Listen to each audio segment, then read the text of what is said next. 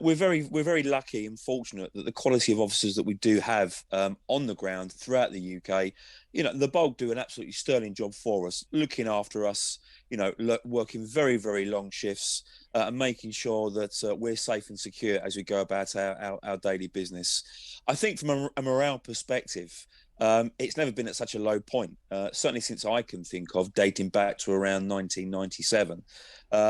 Police officers do expect that they can go out, do their job, and finish their shift after a hard day. I think the bulk of them now are at the point where they're just finding themselves spending a ridiculous amount of time on the beat, impacting on their work-life balance. There's no doubt about that at all. And really looking for some direction and some actual leadership from the top, which sadly seems to be lacking at the moment, Richard.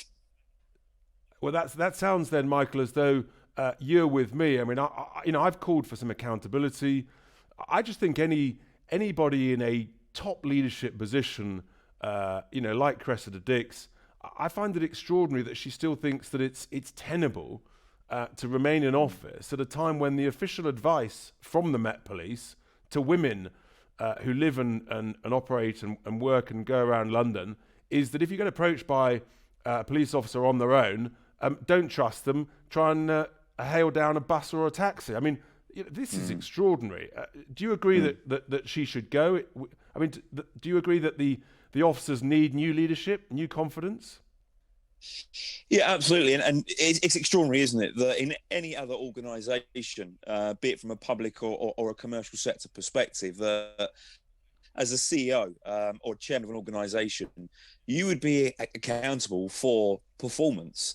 The fact is, under Cressida Dick's commission, violent crime has gone up, sexual crime has gone up, robbery has gone up, theft has gone up. There has to be some accountability somewhere. Also, we do look at political impartiality for the police force. It was formed on the Pillion principles back in the 1830s that policing would be formed on the basis of political impartiality.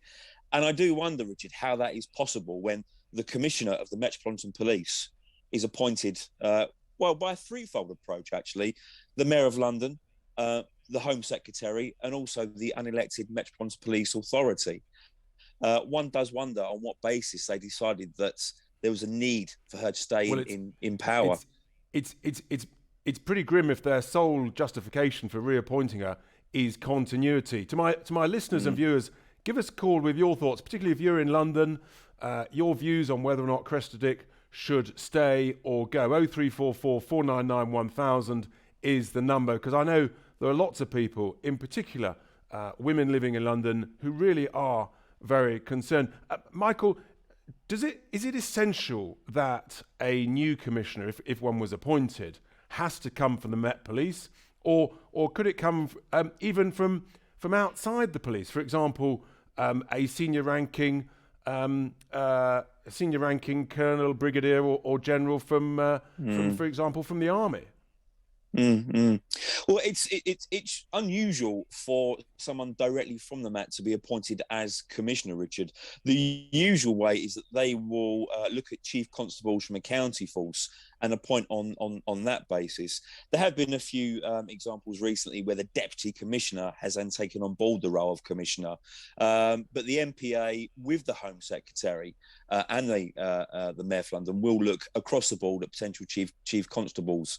I see no reason why someone who's been very, very successful in business or indeed from the armed forces can't take on the role of commissioner.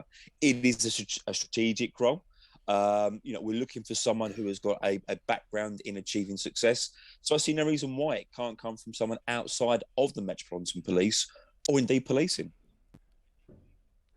I think it is so essential. It just feels to me at the moment that actually we are crying out for leadership, and I'm quite sure people view that. I've got a tweet here, for example, says in response to my Sunday sermon, Richard, I do not want to be the envy of the world. I just want our police service, our civil service, and the National Health Service to run effectively, efficiently, and economically. Not too much an ask, is it? Well, I mean, in regard to the police force and things, I was astonished, Michael, to see that the charge rate relative to offences now in the UK is just 7%. It's halved in the last 5 years, from 15 to I think 2019. You know what's going on? What's going so wrong? Well, I think, officers on the ground, the rank and file police officers, deserve better. As I said earlier, Richard, they put their lives on the line every day. The majority of our police officers do an absolutely sterling job. But after the point of arrest, the amount of time that's taken up with them completing basic admin tasks and putting together case files takes up an obscene amount of time. It is then a case that for the bulk of offences, that will then be put to the Crown Prosecution Service to then make a decision on whether a person is to be charged or not. And maybe now it's time to say, look, let's put that back in the hands of our policing professionals to make those decisions, because that no doubt would have a significant impact on the charge rate ratio. And as you say, at the moment, it is obscenely low, particularly with serious sexual offences. For example, with rape, we're only seeing a 2% conviction rate. And what message does that send out to victims of that horrendous crime when charge and conviction rates are so low? It sends a terrible message, and I think also it's a terrible message to the public at large. But actually, I think it's also a terrible message to police officers, who either they feel they're being let down by the CPS, when they find an offender, they put them up to be charged, and then such a low percentage are then charged and convicted. It feels to me that's bad for morale. I think I'm right in saying, before we finish, Peter, that actually the application numbers for new police officers is actually quite strong, is quite good. Maybe that's is that true, and is that some good news?